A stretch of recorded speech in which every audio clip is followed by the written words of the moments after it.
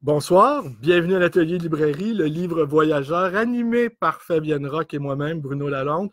Alors, vous assistez en direct ce soir à une conférence qu'on souhaite pas trop improviser sur ce livre paru il y a déjà quelques semaines.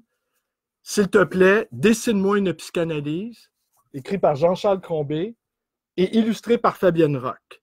Alors, merci et bienvenue à ceux qui sont parmi nous. Alors, je vais d'abord vous présenter nos deux conférenciers. Jean-Charles Crombé, psychiatre, psychanalyste, professeur clinicien à l'Université de Montréal, qui est créateur également d'une méthode, la méthode ECHO. Sans doute, Jean-Charles, tu pourras nous en glisser quelques mots.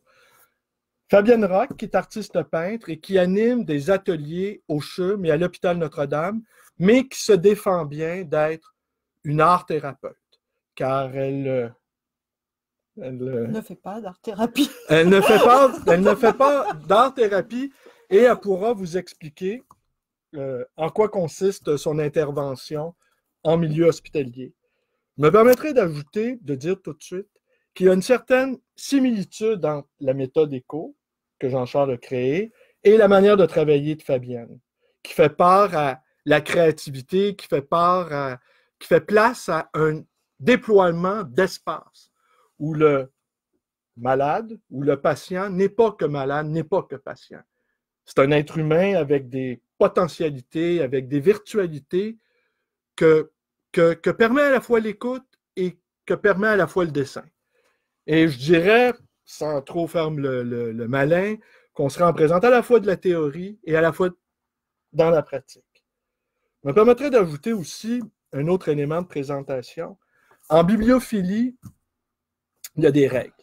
C'est quoi un beau livre? Un beau livre, c'est la rencontre d'un texte et d'un dessinateur ou une dessinatrice. Et généralement, ce sont un texte qui est à la fois inédit et le dessin est à la fois inédit aussi. C'est pas... Oh, ben vas-y. je peux dire d'un artiste, parce que c'est pas obligé que ce soit un dessinateur. Oui, merci de la nuance. Alors, on est... D'accord, on a quelques auditeurs sur notre mur. Alors donc, en bibliophilie, c'est la rencontre. Pour qu'un livre soit beau, il faut qu'il y ait le texte et les images. Ce sont les règles de base en bibliophilie. Après, on peut rajouter d'autres éléments, la qualité du papier, la reliure, le tirage et tout ça. Alors, ce livre-là rencontre les deux éléments de base qui font que c'est un beau livre au niveau bibliophilie, le texte et les images. Je vais laisser maintenant la parole à Jean-Charles qui va nous expliquer au juste comment la genèse de ce livre-là, comment ce livre-là est né, comment ce livre-là est apparu, comment il a été conçu et comment il est là devant nous. La plupart des choses que j'ai trouvées, je les ai trouvées avec des gens.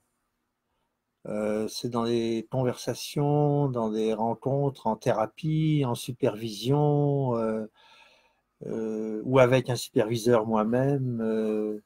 Et c'est dans ce qui se passe entre les deux que je trouve mes idées qui fusent comme ça et qui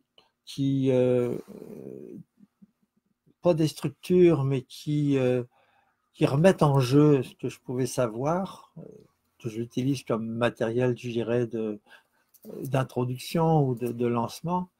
Mais en fait, c'est surtout ce qui va se passer entre les deux qui va faire monter des choses, et des pensées et des pratiques aussi d'ailleurs.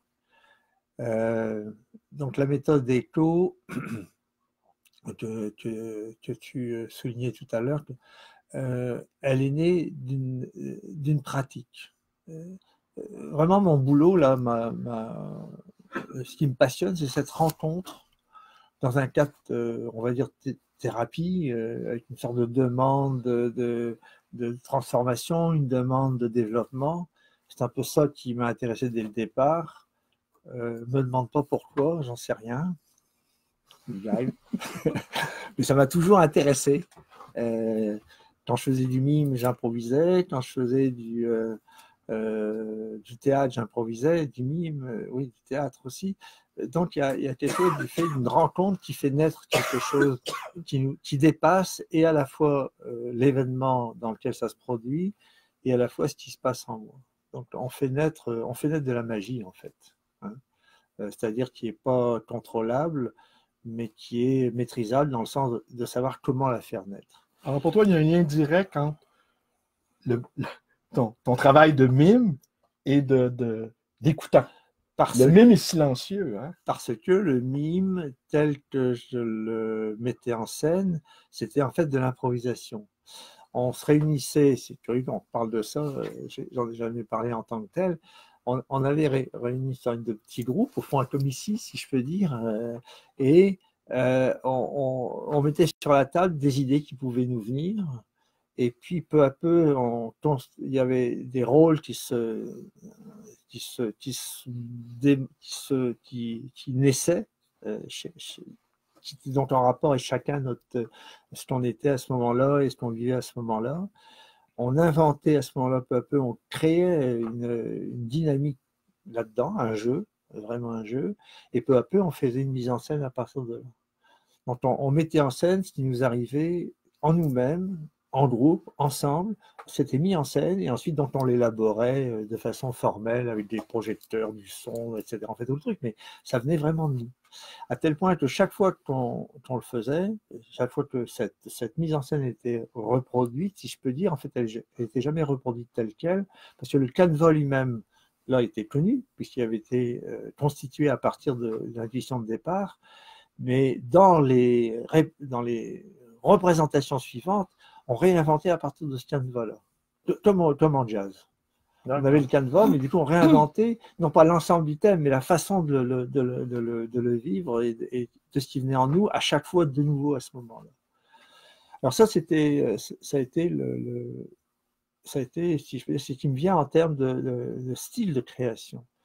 Je me suis retrouvé donc un jour avec des gens, et nos rôles